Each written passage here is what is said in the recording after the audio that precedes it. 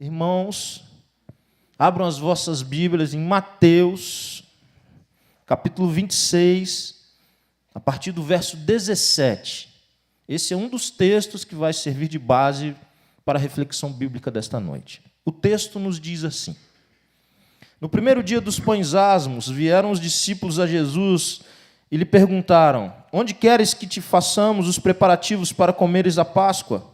E ele lhes respondeu: Ide à cidade ter com certo homem e dizei-lhe: O mestre manda dizer: O meu tempo está próximo, em tua casa celebrarei a Páscoa com meus discípulos. E eles fizeram como Jesus lhes ordenara e prepararam a Páscoa. Chegada a tarde, pôs-se ele à mesa com os 12 discípulos. E enquanto comiam, declarou Jesus: Em verdade vos digo que um dentre vós me trairá. E eles, muitíssimo contristados, começaram um por um a perguntar-lhe: Porventura sou eu, Senhor? E ele respondeu: O que mete comigo a mão no prato, esse me trairá. O Filho do Homem vai, como está escrito a seu respeito, mas ai daquele por intermédio de quem o Filho do Homem está sendo traído. Melhor lhe fora não haver nascido. Então Judas, que o traía, perguntou: Acaso sou eu, mestre? Respondeu-lhe Jesus: Tu disseste. Enquanto comiam, tomou Jesus um pão e, abençoando, o partiu e deu aos discípulos, dizendo: Tomai, comei, isto é o meu corpo. A seguir tomou um cálice, tendo dado graças, o deu aos discípulos, dizendo: Bebei dele todos, porque isto é o meu sangue, o sangue da nova aliança derramado em favor de muitos para a remissão de pecados. E digo-vos que desta hora em diante não beberei deste fruto da videira até aquele dia em que eu hei de beber novo convosco no reino de meu Pai. E tendo cantado um hino, saíram para o Monte das Oliveiras. Agora eu vou para 1 Coríntios, capítulo 11, a partir do verso 17, que nos diz assim: Nisto, porém, que vos prescrevo, não vos louvo, porquanto vos ajuntais, não para melhor, e sim para pior. Porque, antes de tudo, estou informado haver divisões entre vós, quando vos reunis na igreja, e eu em parte o creio. Porque até mesmo importa que haja partidos entre vós, para que também os aprovados se tornem conhecidos em vosso meio. Quando, pois, vos reunis no mesmo lugar, não é a ceia do Senhor que comeis. Porque, ao comerdes, cada um toma antecipadamente a sua própria ceia, e há quem tenha fome, ao passo que há também quem se embriague. Não tendes, porventura, casas onde comer e beber? Ou menosprezais a igreja de Deus e envergonhais os que nada têm? Que vos direi? Louvar-vos-ei? Nisto certamente não vos louvo. Porque eu recebi do Senhor o que também vos entreguei, que o Senhor Jesus, na noite em que foi traído, tomou o pão, e tendo dado graças, o partiu e disse: Isso é o meu corpo, que é dado por vós, fazei isso em memória de mim. Por semelhante modo, depois de haver ceado, tomou também o cálice, dizendo: Este cálice é a nova aliança no meu sangue, fazei isso todas as vezes que o beberdes, em memória de mim. Porque todas as vezes que comerdes este pão e beberdes o cálice, anunciais a morte do Senhor até que ele venha.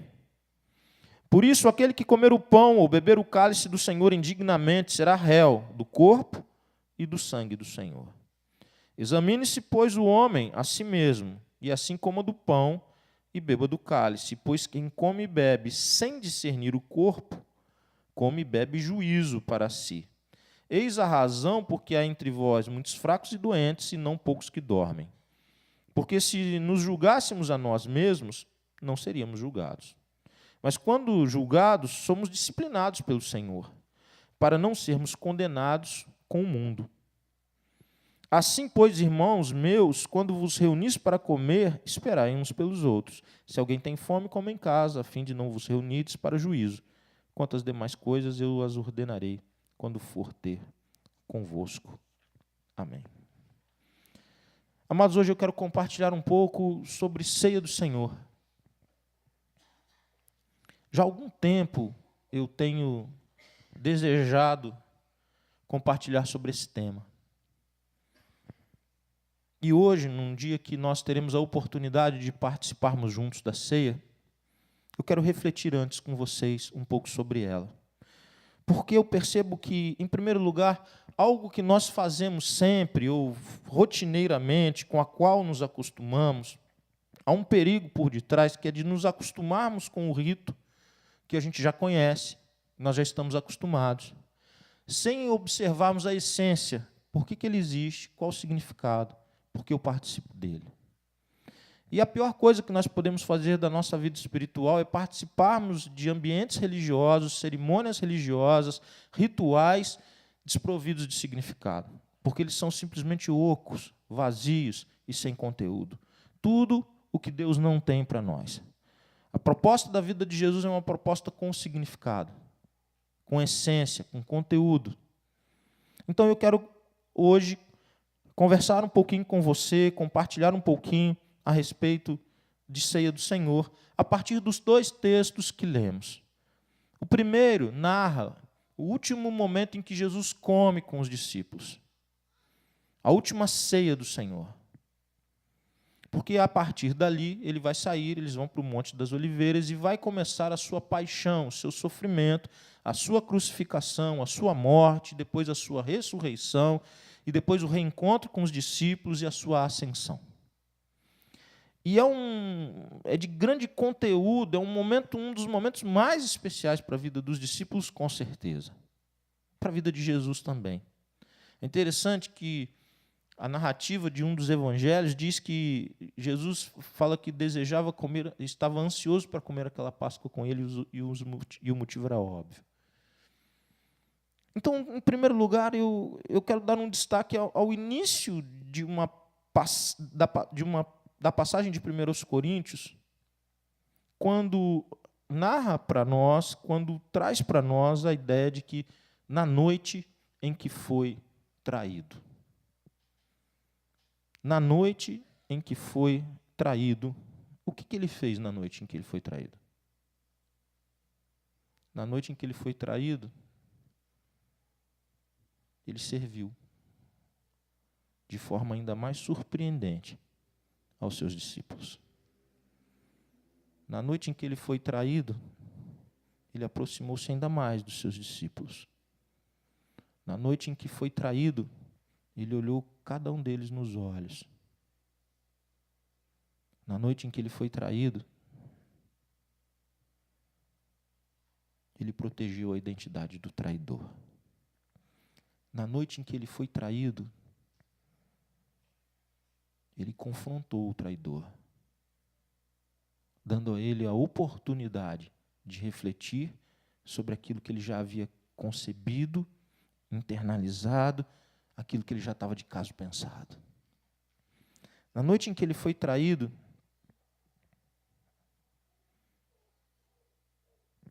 ele fez aquilo que ele fazia em todos os outros dias. Ele desejou cumprir a vontade do Pai.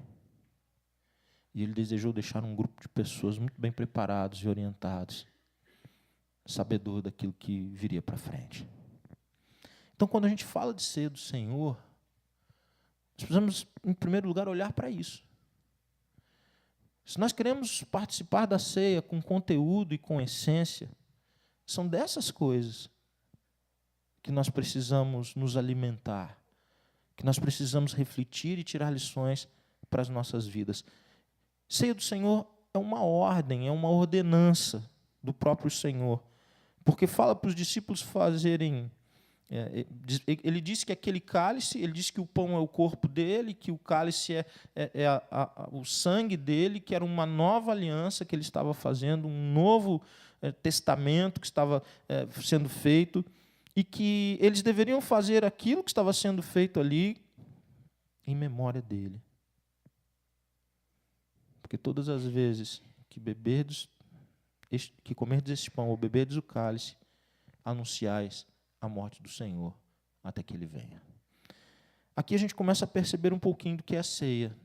Ceia é algo que a gente olha no retrovisor e nós vemos algo do passado, nós olhamos o sacrifício de Jesus, o seu corpo partido, o seu sangue derramado, mas isso me ilumina para frente. Ninguém dirige olhando somente no retrovisor. mas nós olhamos e localizamos. Então é algo que está no passado, é algo que Jesus fez por nós, é algo que eu sei que Ele fez, eu sei que Ele me amou, eu acredito que o motivo de Jesus ter ido à cruz foram os meus pecados, foram o pecado dos homens e mulheres, era necessário que Ele fosse. Eu creio que Ele vive porque Ele ressuscitou, eu creio em tudo isso, eu creio que a conquista dEle ao vencer a morte atinge a minha vida hoje, comunica comigo hoje, e é por isso que eu tenho vida e esperança de vida eterna, segurança de salvação, porque Ele vive. Porque Ele vive, eu posso crer no amanhã. É com esse espírito que se participa da ceia do Senhor. É com esse espírito que a gente olha os elementos pão e vinho, trazendo à memória aquilo que Jesus fez por nós, trazendo à memória o seu amor por nós, trazendo à memória a sua entrega, a sua renúncia. Então, ceia é um momento, sim, de recordação, mas também é um momento de proclamação. Por quê? Porque Ele vai voltar. Ele vai voltar.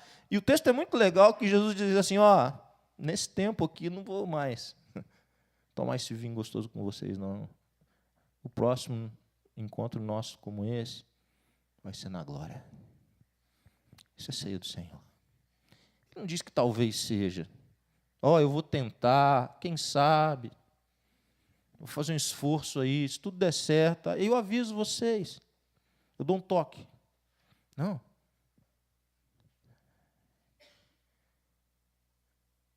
Por mais maravilhoso que ainda fosse aquele momento, por melhor que ele fosse, por mais, tem algo muito melhor, infinitamente melhor, preparado para os discípulos de Jesus, pelos méritos de Jesus. Isso é ceia do Senhor. Nossa espiritualidade, a nossa vida com Deus, ela é muito marcada hoje por uma relação nossa em relação a Deus, de nós sugarmos Deus e nós consumirmos as bênçãos de Deus. Porque nós somos uma sociedade de consumo e nós transportamos, muitas vezes, esse princípio para as diferentes relações e também para a relação com Deus. Muitas vezes, quando nós observamos se nós observarmos as nossas orações, isso é bem revelador. Quais são os assuntos que a gente conversa com Deus e quais são os assuntos, quando a gente busca mais a Deus, quais são os assuntos que a gente tem com Ele. Mesmo quando a gente busca mais a Deus e mesmo quando nós intensificamos a nossa vida de oração, normalmente é porque nós precisamos, é que algo não está muito bem, não está como você gostaria, e você já não encontra forças em você mesmo mais para resolver aquilo. E aí nós começamos, então, a buscar mais a Deus para que Ele faça aquilo que nós não somos capazes de fazer. Ainda assim, há uma relação nesse processo de que Deus precisa fazer algo para atender a minha necessidade. Você vai dizer, pastor, pode fazer isso? Pode. É bíblico isso? É bíblico. É correto? É correto. Então, essa não é da área assim, de algo que você deva não fazer porque é pecado. Não é isso. Mas eu diria que isso é um bom início. Mas nós precisamos dar outros passos. Nós precisamos caminhar num relacionamento com Deus que nos leve para um crescimento e um amadurecimento maior. Para nós, isso vai se refletir nas nossas orações. Isso se reflete nas nossas orações quando nós dizemos para o Senhor, Senhor, eu quero ser um cooperador daquilo que eu sei que o Senhor vai fazer nessa cidade, daquilo que eu sei que o Senhor vai fazer lá no meu local de trabalho, daquilo que eu sei que o Senhor vai fazer na vida da minha pequena, na vida dos meus irmãos. Eu quero ser um cooperador. Usa a minha vida. Usa a minha vida. Usa a minha vida. Eu quero cooperar com o Senhor lá na academia, eu quero cooperar com o Senhor na oficina, eu quero cooperar com o Senhor na Pedras Vivas, eu quero cooperar com o Senhor na farmácia, eu quero cooperar com o Senhor na empresa, eu quero cooperar com o Senhor na faculdade, eu quero cooperar com o Senhor aonde o Senhor me levar. É um jeito de orar diferente, não é? É um jeito de orar que a gente começa a dizer assim, Senhor, eu não amo tanto aquelas pessoas que estão lá ao meu redor. Apesar de conviver com elas diariamente, às vezes eu tenho até raiva de algumas delas, Deus. Mas eu sei que o Senhor a ama tanto, tanto, tanto, tanto, tanto, tanto. E eu sei que o sacrifício do teu filho não foi só por mim, foi por elas também. Incendeia o meu coração com amor por aquelas vidas, para que eu seja um instrumento teu naquele lugar. É uma oração diferente. É uma oração mais madura, mais alinhada com a missão da igreja, mais alinhado com ser discípulo de Jesus, mais alinhado com quem entende o tamanho, a extensão, a profundidade do sacrifício de Jesus na cruz do Calvário. Porque ceia do Senhor é um momento de aliança, irmãos. A ideia de que o cálice de vinho era uma aliança no sangue de Jesus. Que na cultura do judeu era a aliança mais profunda que existia, a aliança de sangue. O Senhor Jesus e é uma aliança que eu diria que o custo dela fica todo de um lado só, diferente de um casamento. Nós casamos também uma aliança. Fazemos uma aliança um com o outro. E o outro é igual a nós. E nessa aliança, que é o casamento, eu sirvo e sou servido. É um processo de mutualidade, uma via de mão dupla. Mas na aliança que Jesus propõe, todo o custo para que houvesse comunhão fica com Ele. Porque essa aliança, nós jamais poderíamos oferecer essa aliança para Ele, para o Deus Santo, por causa dos nossos pecados. Nós jamais poderíamos dizer para o Senhor Jesus, se Ele não tivesse morrido e ressuscitado, nós jamais iríamos dizer para Ele assim, olha, Deus Senhor, vem cá caminhar comigo, vem. Mas é o santo que chama o pecador. É o santo que purifica o pecado. É o santo que perdoa o pecado. É aquele que é limpo, que limpa o imundo. Não é o imundo que vai sujar. Ele que vai limpar, ele que vai perdoar. Ele que vai restaurar o que se quebrou. O que nós quebramos. Mas quem restaura é Ele. Essa aliança é uma aliança que Ele escolheu ter conosco. Que se Ele não tivesse escolhido isso, nós jamais poderíamos ter. É uma aliança que gera uma comunhão. Ceia é comunhão. Em primeiro lugar, com quem? Com Ele, com o Senhor. Por que é uma aliança no sangue de Jesus? Porque o sangue dele foi derramado. Não foi o meu, não foi o seu. E não adiantaria ser o meu, não adiantaria ser o seu.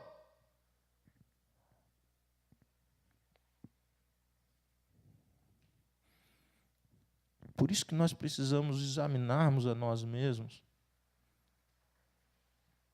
Diante de um momento de ceia, na verdade, em todo o tempo.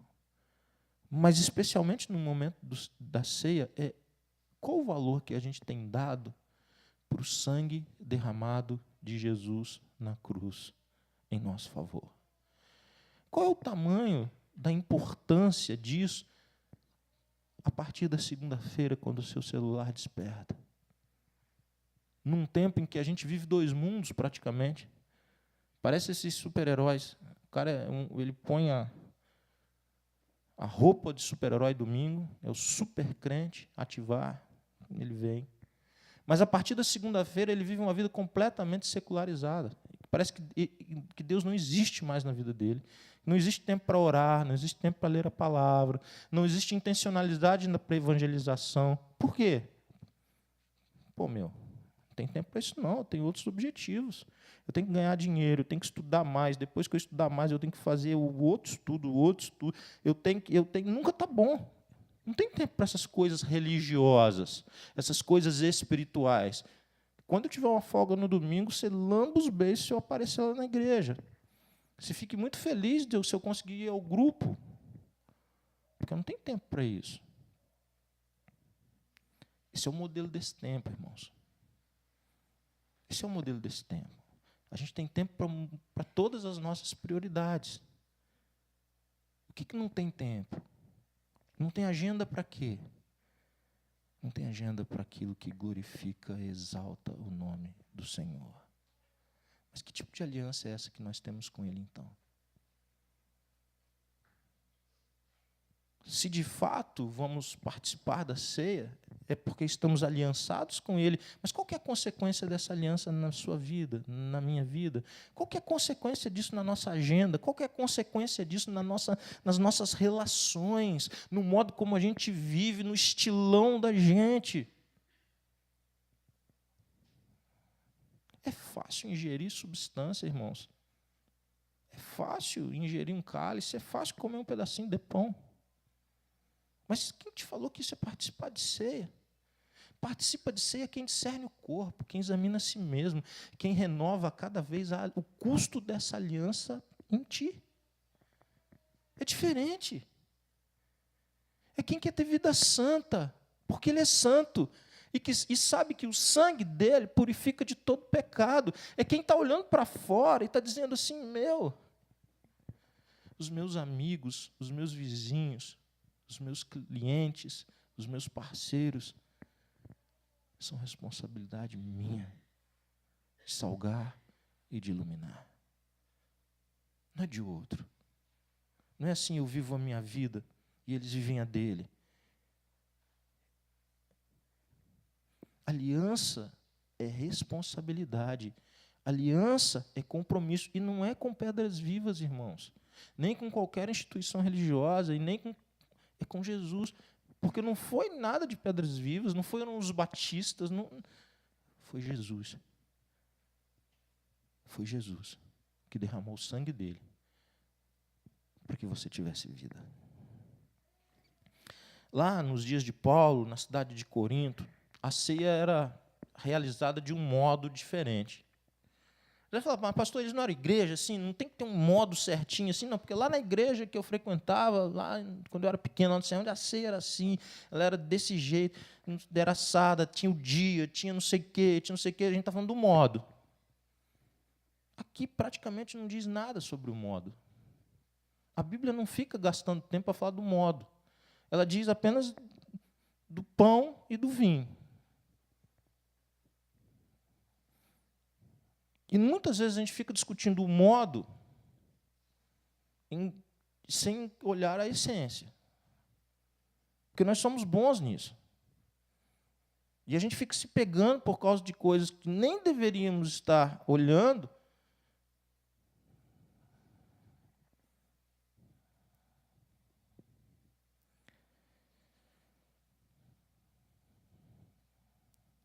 Lá, eles faziam uma festa. E onde tem festa tem comida, tem bebida. Eles faziam uma festa, que chamava Festa Ágape, Festa do Amor. E lá pelas tantas da festa, eles realizavam o cerimonial da ceia do Senhor. Aí era mais parecido com o que a gente tem. O pão era distribuído, o vinho e tal. E o que estava acontecendo que Paulo já dá nos dedos do pessoal? Vocês estão de brincadeira, que vocês estão achando que estão participando de ceia mesmo. Tem gente com fome aqui. Tem gente embriagado aqui. Por isso que ele é duro desse jeito. Vocês estão de brincadeira, vocês estão aonde? Deixou de ser igreja faz tempo. Porque em família,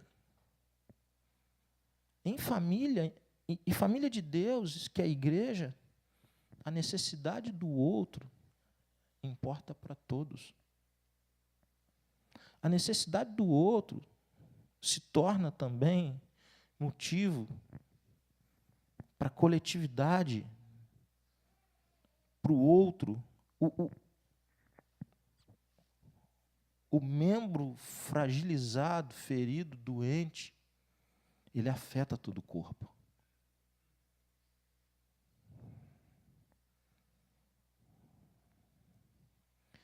Os irmãos sabem que há pouco tempo atrás o pastor Rodrigo teve perda de audição e depois foi curado. Talvez nem todos saibam que o Laércio teve o mesmo. E o Laércio não foi curado. E o Laércio convive o tempo todo com uma microfonia no ouvido dele. Eu não vou provocar uma microfonia aqui não, irmãos. Mas de vez em quando acontece, os irmãos tudo olham para trás. É aquilo, né? Ele não adianta olhar para trás. Não tem ninguém lá para baixar isso e dizer, olha, parou. Ele tem aprendido a tocar a vida dele com a microfonia o tempo todo ali.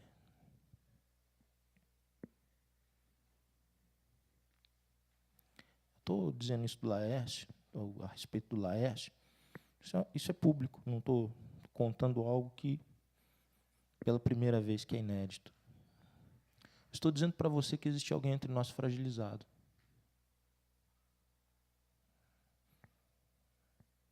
E nenhum de nós tem solução para o Laércio. Nenhum de nós tem recurso. O teu dinheiro não vai servir para o Laércio agora. A questão não é essa. A questão é que nós podemos cobrir o Laércio com o nosso amor, com as nossas orações. Ele e sua família. Nós precisamos sentir de algum jeito a perda que ele teve. Por quê? Porque ele é parte. E parte mesmo, irmãos. Eu não sei de nada que o Laércio tenha deixado por conta da microfonia que ele carrega com ele agora. Tem um grupo que se reúne toda semana na casa dele. Ele continua servindo. Ele continua abrindo as portas. Ele continua preparando. O dia que eu atraso um pouco no roteiro da semana, pastor, cadê o roteiro? Está saindo, velhinho. Estou te mandando aí, dá uma olhada no e-mail, já mandei. Eu e você, ao participarmos na ceia, a gente precisa olhar para o lado e perceber quem está fragilizado, para pelo menos interceder em favor dele. Porque isso é igreja, isso é andar com Jesus. Isso não é uma instituição religiosa, isso é gente que cuida de gente, que olha para a gente, que estende a mão, que divide a carga, por amor a Jesus. Quem deve ministrar a ceia do Senhor? Qual que é o ministrador digno da ceia do Senhor? De novo, a Bíblia não gasta tempo com isso. O Senhor Jesus entregou isso para quem? Para os discípulos. Não diz aqui, o fulano de tal, o pastor, o bispo, o diácono, o líder de PGM, o obreiro tal, tem que ter teologia, não diz nada disso aqui, nada. Isso foi entregue para a igreja, assim como o batismo.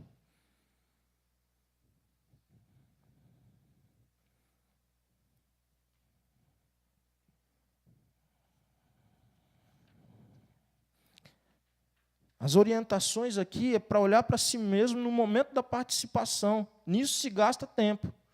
Paulo aqui orienta e diz, olha, cuidado para você não arrumar uma sarna para se coçar, você não arrumar juízo para si quando você participa indignamente, quando você participa sem discernir o corpo, sem avaliar-se a si mesmo.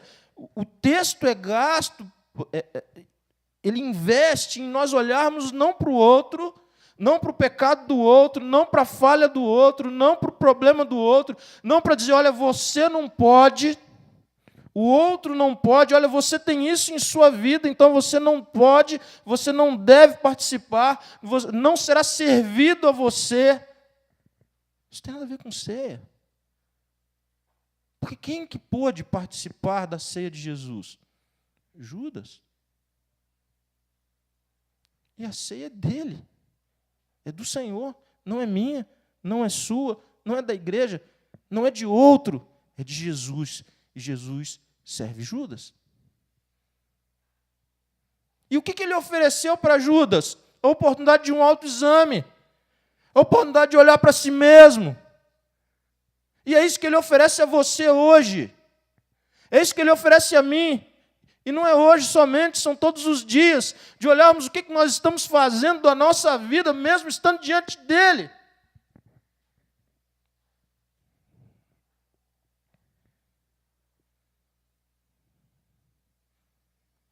A gente cria algumas coisas, irmãos. Nós temos uma herança católica no meio dos evangélicos.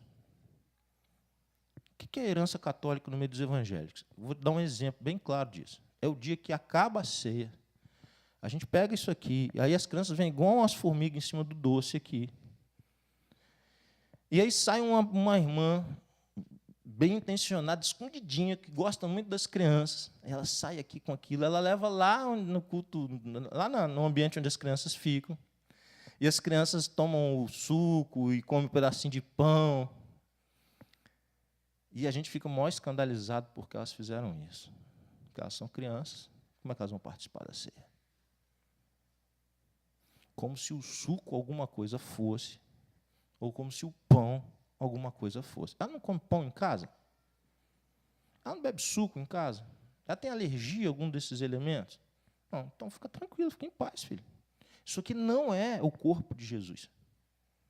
Isso aqui são elementos de uma ceia, elementos de um memorial.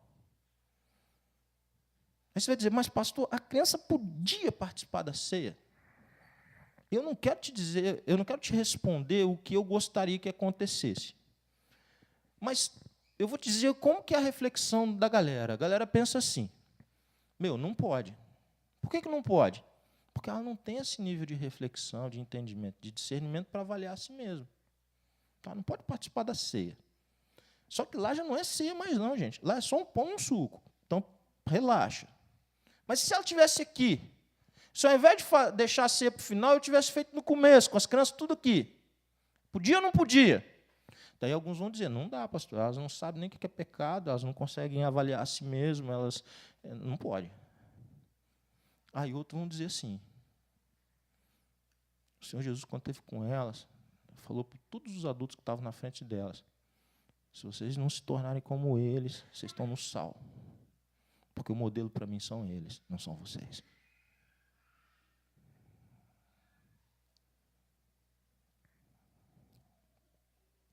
Então eu vou dizer uma coisa para você, pai, e para você, mãe. Essa decisão é sua. Não vai ser Pedras Vivas que vai dizer se o teu filho vai participar ou não de um momento de ceia. Talvez no mês que vem a ceia seja servida no início. Se você, como parte da educação dos seus filhos, se você deseja que ele participe, você tem liberdade para isso. Se o seu entendimento como pai e mãe fica em paz, você tem liberdade para fazer isso aqui. Se o teu entendimento é de que ele não participe, essa decisão é sua. Você é pai e mãe, Deus deu isso a você. E você tem toda a liberdade de não dar. Mas não fica chateado com quem dá. E quem dá, não fica chateado com quem não dá. Porque aí nós estamos quebrando tudo de novo e a gente está fazendo um negócio que não deveria ninguém fazer.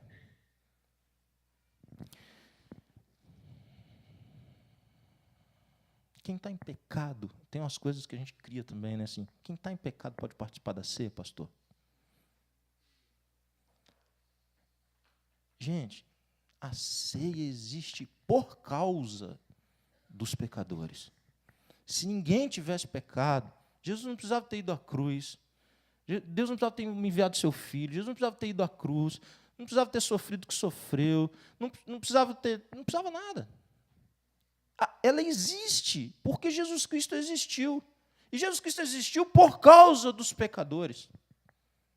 Não é se o pecador deve participar. Não faz sentido nenhum, nada disso se não houvesse pecadores. Mas, pastor, e se ele quiser ficar no pecado? Aí ele está lascado mesmo. Aí é outra história. Então, você arruma a sua pergunta. Pastor, ele não quer abrir mão do pecado. Ele tem um pecado de estimação e ele alimenta esse pecado como ninguém. O pecado dele está cada dia mais forte. O pecado na vida dele está cada dia mais robusto. Ele ama cada vez mais. Ele tem dirigido a sua vida cada vez mais pelo pecado e ele não abre mão, ela não abre mão. Ele deve participar da ceia ou não, pastor? Ele deve se arrepender do pecado. profundamente e participar da ceia. Porque não há ocasião melhor para a gente abandonar aquilo que nós sabemos que precisa ser abandonado, que quando nós temos diante dos nossos olhos o sacrifício de Jesus na cruz do Calvário. Arrependa-te, pois, do teu pecado e participa. É covarde a gente achar que vai passar a bandeja e a gente não vai participar, porque nós queremos alimentar pecado na nossa vida e a gente não tem coragem de pegar os elementos. Mas coragem de continuar deliberadamente no pecado tem, né? Que cristianismo é esse? Que discípulo de Jesus é esse? Que evangelho é esse? Que não nos confronta, que a gente cria uma casca e a cerimônia passa. Como se fosse uma formatura de faculdade, assim, você teve que ir, aí aquilo passou, acabou, tu vai e vive a vida.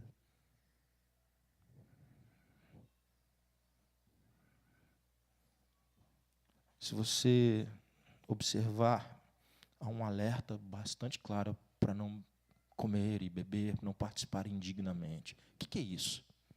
É o que eu acabei de dizer. Você coloca a sua vida sob a luz de Cristo Jesus, a luz do sacrifício, a luz da ressurreição.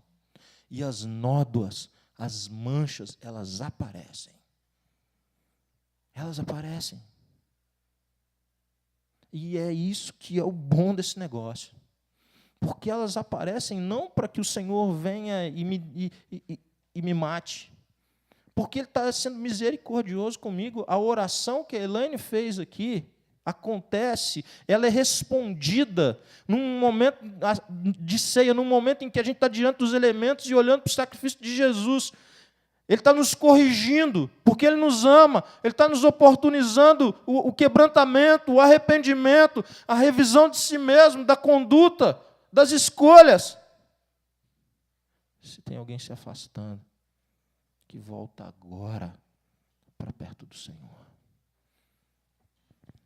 Se tem alguém frio, que clame ao Senhor, que reacenda essa chama dentro do seu coração. Se tem alguém pensando em desistir, que olhe adiante e perceba que não há nenhuma esperança sem Cristo. Se tem alguém olhando para erros de pessoas, líder do teu PGM, não é bom não, não é não, mano. Não tem nenhum bom aqui. O pastor também não vale nada. Só tem um que é bom. E o sacrifício foi ele que fez. Se ele não servir para você, não participe da ceia. Mas para de olhar para o defeito dos outros. Para com isso. Para, ele não fez, ele fez, ele não sei o que, era para fazer, não fez, não era para fazer, fez. Ah, quando fez também não prestou. Para com isso. Para de murmurar. Para de mimimi. Olha para o Senhor, olha para o sacrifício dele, ame o Senhor. Peça para o Senhor reacender a chama no teu coração. Peça para dar significado. Peça para você seguir em frente e cumprir a missão. Peça para o Senhor, Senhor, eu não quero viver a vida mais para mim. Eu não quero mais. O Senhor morreu por mim. Se 1000 vidas eu tivesse, 1000 vidas eu te daria. Eu quero amar menos a minha vida, Senhor. Eu quero amar menos a minha vida. Eu quero ter menos a minha vida e os meus interesses dirigindo as minhas decisões. Eu quero que o sacrifício e o amor do Senhor dirija a minha vida. E as demais coisas, eu sei, elas me serão acrescentadas. Isso é ceia do Senhor. Mas quem que participa de ceia? E eu quero finalizar a minha fala. Participa de ceia. Eu não estou falando de ingerir um pão ou um suco. Estou falando de participar de ceia. Quem, então, participa de ceia? Aquele que nasceu de novo. Porque quem não nasceu de novo, olha para trás, pode até crer num Jesus histórico. Você crê em Jesus? Crê que ele existiu. Mas qual que é a consequência para a sua vida hoje da existência dele nessa terra? Qual que é a consequência da morte e da ressurreição dele para a tua vida hoje, para o teu casamento, para a criação dos teus filhos, para o teu namoro, para o desenvolvimento da vida profissional, para as escolhas que você faz, para o modo que você fala, por aquilo que você compra, por aquilo que você vê, por aquilo que você toca. Qual é a consequência disso na tua segunda-feira, filha? Porque só vai pensar isso, se ocupar com isso, medir a sua vida desse jeito, quem nasceu de novo. Porque é impossível para um cego enxergar. É impossível. Mas aquele que teve as escamas dos olhos tiradas por Jesus pode se desviar, pode se perder, pode estar todo enrolado. Mas quando ele olha para o sacrifício de Jesus, aquilo tem significado para a vida dele. Produz quebrantamento. E quebrantamento para gerar vida, restauração, renovo, saúde espiritual. E é com isso em mente que eu quero convidar a que nós participemos juntos da ceia do Senhor.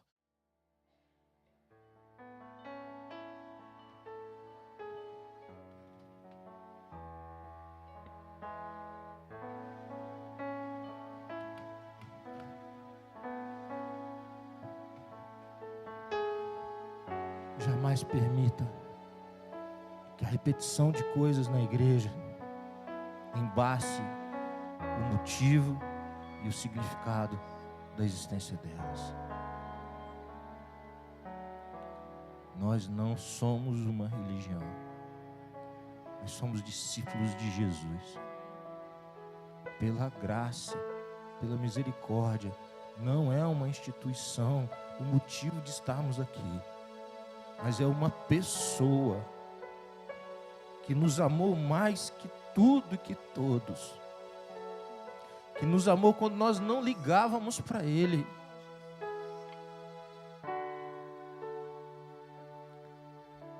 Se esse é o seu entendimento, se você quer cada dia mais viver para a glória dEle, eu quero te convidar a participarmos juntos do Elemento Pão.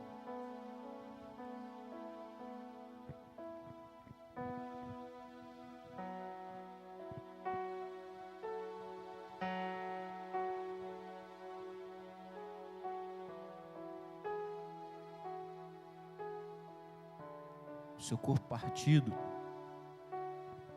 o seu sangue derramado,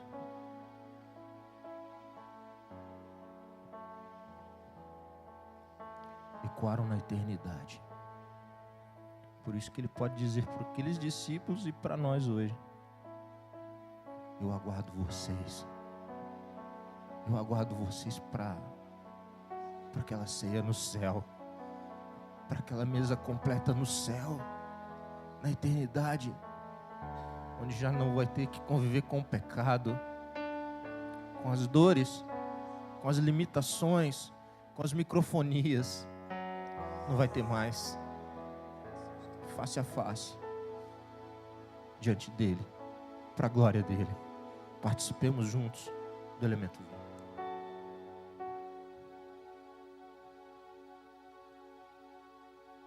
Vamos falar com ele? Pai,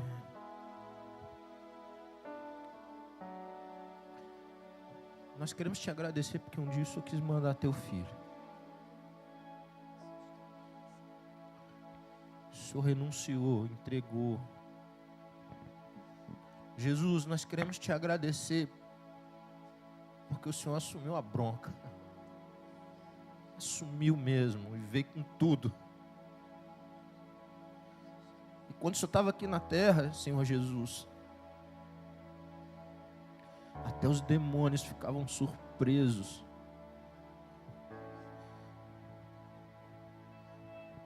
E chegaram a dizer que o Senhor estava aqui para atormentá-los antes do tempo. E às vezes até o que um demônio já sabe, às vezes a gente negligencia, Senhor Jesus. Acho que o Senhor vai voltar. No momento que o Senhor veio, o Senhor vai voltar. Que o Senhor escolheu ter um povo que é como o teu corpo na terra que se move aqui, Jesus. E inacreditavelmente somos nós. Incrivelmente, Deus. O teu filho fez isso conosco. O seu filho, Deus, o seu filho nos chamou pelo nosso nome, nos trouxe para a mesa dele, anunciou uma mesa, um banquete na glória. E nós queremos aprender, Senhor Jesus, a guiar a nossa vida, a focar a nossa vida, a cumprir a nossa missão, que é o mandamento do Senhor de fazermos discípulos de Jesus. De não apenas participarmos de cerimônias religiosas, mas vivemos uma vida com significado, cobertos pelo Teu sangue. Obrigado, Jesus. Obrigado porque enviaste o Espírito Santo. Obrigado, Senhor Jesus. O Senhor anunciou isso para os discípulos, que o Senhor ia para a glória, mas nem aqueles discípulos daqueles dias e nem nós, as futuras gerações, nós iríamos ficar desamparados, sozinhos. O Senhor enviou, e agora nós te agradecemos, Espírito Santo, porque vieste habitar a igreja da qual nós somos parte. Nós te agradecemos, Espírito, pela obra de ter iluminado a nossa mente e o nosso coração, ter aberto os nossos olhos para que nós pudéssemos ver pela fé o sacrifício de Jesus. Por ter nos convencido de que nós éramos pecadores, como somos ainda, mas nos convenceu também de que Jesus é a solução. E nós te pedimos, Espírito Santo do Senhor, aviva-nos, restaura-nos, conforta-nos, consola-nos, santifica-nos. Dá-nos mais amor a cada dia por Jesus. Dá-nos mais amor pela palavra do Senhor. Opera entre nós o teu poder para a tua glória. Recebe, Pai. Recebe, Senhor, o nosso culto e a nossa gratidão. Que o amor de Deus, nosso Pai, a graça salvadora de Jesus Cristo e as doces consolações do Espírito Santo de Deus sejam derramadas de forma viva, rica e abundante sobre a sua vida, sobre a sua família, sobre todo o povo de Deus. Amém.